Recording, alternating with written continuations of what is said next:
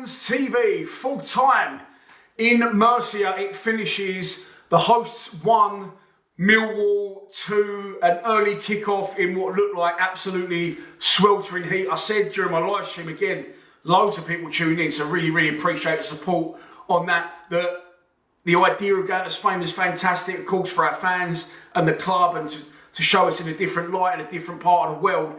But on reflection, I'm not really sure it was the best idea, because the heat looks absolutely unbearable, and it's definitely played a part and had an effect on the tempo of both games. We completely controlled the first half without hurting them, really. Liam Roberts in goal was a virtual spectator. Neil Harris went with a 4-4-2, which is interesting because Langstaff and Bradshaw started up front, and I think, in my opinion, from the outsider looking in, I think that he's going to pave the way maybe for a big striker coming. We know Neil Harris likes that. We know he likes to play 4-4-2. And as much as I rate Bradshaw, I've not seen enough of Langstaff that I don't feel that. I feel they're quite similar. I don't feel that them two playing up front together might work. An early injury.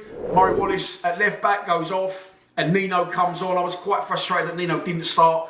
Look, Murray Wallace has been a brilliant servant for the club, and he tries his hardest, but I don't see what you can get. You know what you're going to get out of him. So why not experiment with Nino? That change actually happened in the first half. Murray Wallace walked off quite gingerly, and he was replaced by Nino. The Lions eventually took the lead after a good bit of play.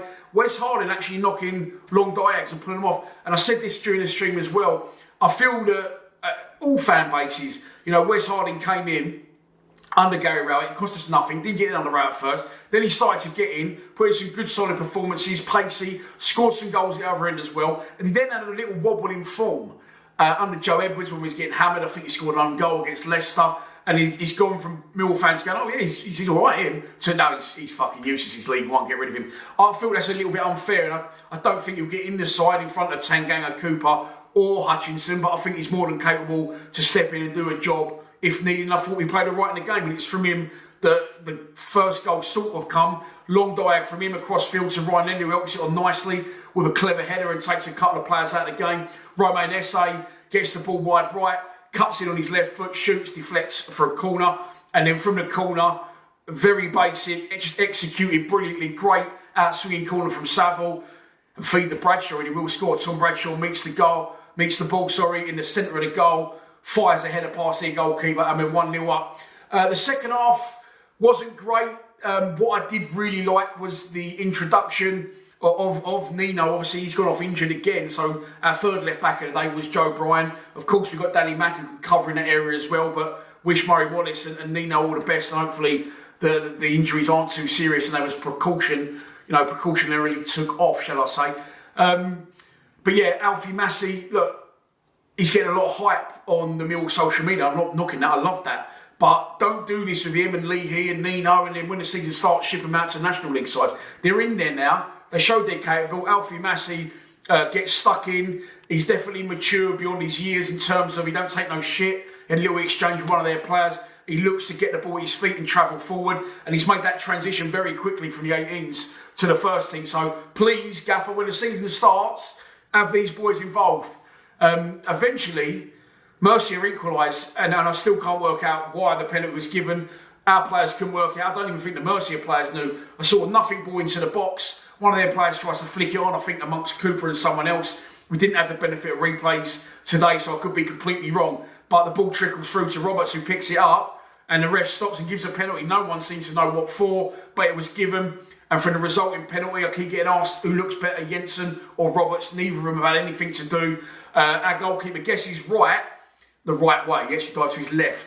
But the penalty was that bad that that's, I think, the reason it went in, because if it had gone to his left properly, he would have saved it. But he sort of went down the middle. He got his feet on it, or his legs on it, and it shot into the roof of the net, 1-1, and it looks like it's heading for a draw. We then up the tempo and turn the gas on a little bit, and we score a goal again. We scored a winner, and it is Tom Leahy. And I've been banging the Tom Leahy drum for many years. He's a very good player, looked very competent when he came on, was making good runs into the left channel, or would have been their right back's channel, receiving the ball, good close control, moving it on, making the right decisions, keeping possession or opening his body up and trying to make things happen. But in this instance, again, it's a corner. George Saville hangs it up, Cooper's up from the back, heads it back across goal. It hits someone, bobbles down, bodies everywhere, and he does what a good striker does. He gets in the right place at the right time, fires home from close range on his left foot, and we win the game by 2 goals to 1. 1 loss in Spain, 2-1 to Forest, and 1 win in Spain against the hosts, Murcia. Minutes in the tank in sweltering conditions. Maybe that's what the gaffer wanted. They've definitely got a good fitness workout over the last 4 or 5 days, and I expect them probably to have a day off tomorrow and then probably travel back on Sunday. So I'm expecting to hear more transfers on Monday. But please, gaffer, if you're watching, which I suspect you might be, Alfie Massey, Nino, Tom Leahy, get them involved. SA and Amaka as well, already in that fold, and Amaka just goes from strength to strength, in my opinion. SA still, with his decisions, are not always the right decisions, and he tries these flicks and tricks too much. But Idemo Maku, mate, he's got to be in this team. He has to be in it. He's more than ready, and use him or lose him. He's a really good player. No Zian Fleming in the squad today. I know nothing. That's the God's honest truth. It could be completely innocent. He could have a slight niggle and been rested. He could be ill, or could he be off? So we'll keep our eye on that one as well. Enjoy your weekend. The sun's out, and it is only 11:30 in the morning. Strange time to play football, but there you go. It is what it is, and the job is done in Spain. Please subscribe to Lions TV. Come on, you Lions.